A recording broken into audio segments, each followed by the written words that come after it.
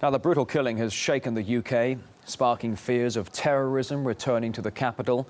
RT's Polly Boyko looks at what could lie behind the attack and its broader implications for the country.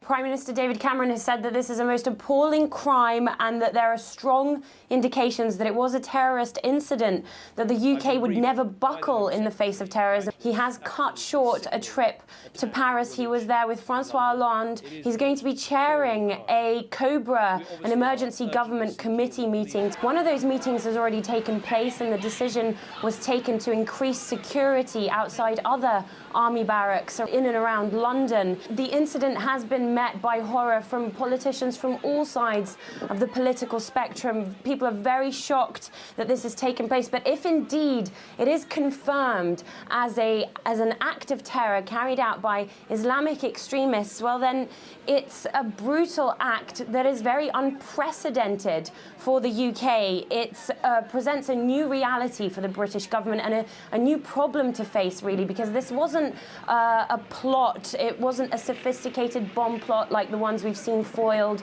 in recent years. It wasn't anything like the July 7th bombings with the buses. This is a brutal and very basic attack in the middle of a London street in broad daylight outside of a primary school. The likely motivation for this brutal killing looks to be, some people are speculating, British involvement abroad. We know that the British Army has been involved in conflicts in Libya, in Afghanistan, in Iraq, and William Hague, also the British Foreign Minister, has recently been calling to arm the Syrian rebels, and Britain's been heavily involved and actively campaigning to arm the Syrian rebels, and they've been helping them and providing support in other ways. And we also know that Islamists have threatened, actually, a number of times to behead a British soldier in retaliation for military involvement in Afghanistan, Iraq, and Libya.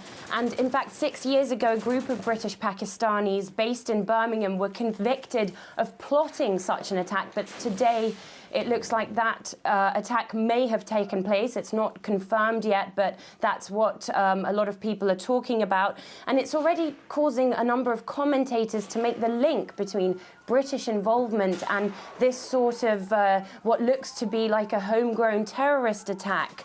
We've had the British MP George Galloway saying today, to quote, "This sickening atrocity is exactly what we're paying the same kind of people to do in Syria." So in the view of some, it's British involvement abroad that's increasing the danger for the British people at home with the attack that we've seen. Correspondent Polly Boyko there in London. And RT contributor Afshin Ratansi, he echoes the view shared by Polly, linking the London attack to atrocities committed, again, by rebel forces in Syria.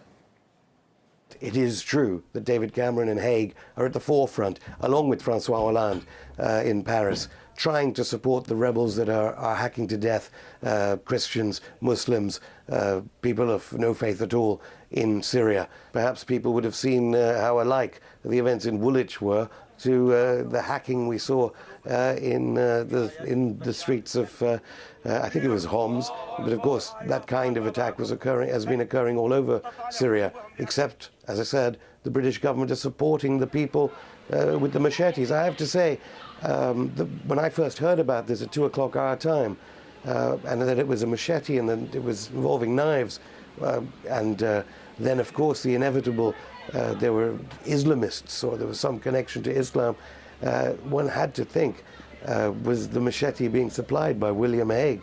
In no way will they change their foreign policy. If anything, they won't change their foreign policy. They will react completely wrongly, just as they did after 7/7, invent new MI5 operations to infiltrate Muslim communities, create more antagonism, and inspire more events, if the past is anything to go by, more tragic, terrible, vile events like the ones we saw today in Woolwich.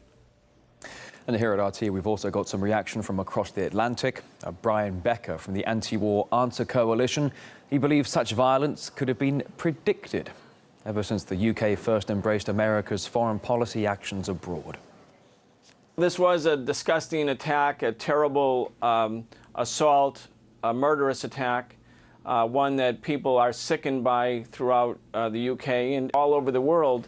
But when we look into the broader context, we have to, I would say, note two particular things. One is there is an escalating cycle of violence that is predictable and was predicted. The British, along with the British meaning the British government, not the people, joined George W. Bush in the invasion of Iraq, support the war in Afghanistan, were principals in demanding the bombing of Libya, along with the United States and France and NATO, are arming the same rebels in Syria. So the British colonial past and its current legacy of intervention in war is undoubtedly a factor. The other thing, though, that we have to think about is, will this lead to the targeting of immigrant populations, black populations, Muslim populations, for a new round of universal type demonization or criminalization? And that's something we have to also be on the lookout for and be against.